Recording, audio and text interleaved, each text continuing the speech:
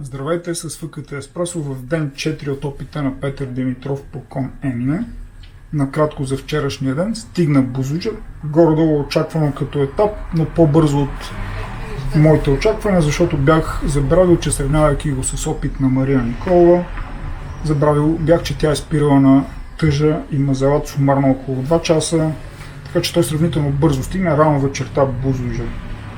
В момента, след като е тръгнал 2:30 тази сутрин отново, се намира почти пред хижа Буковец, скоро ще стигне и когато стигне, разликата спрямо двата опита, с които го сравняваме, ще бъде 30 минути пред графика на Мария и около 50 зад графика на Петър Христов.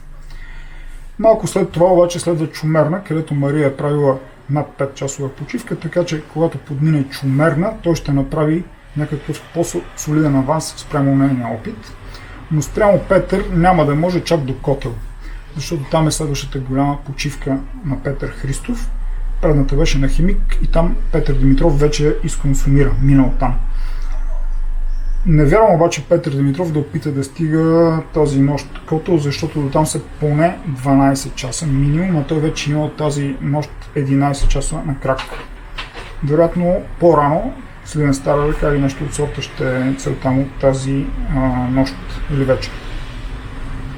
Сега, следенето вече е малко трудно, защото те смениха с сапорта си тракерите, но все пак часовете могат да ни ориентират и да сравняваме в съответните точки с другите опити. Надявам се от сапорта да има повече информация. Той дава достатъчно Борис Борисов. Продължаваме да го следим. Успех в финалната част за Петър Димитров. Всичко добро!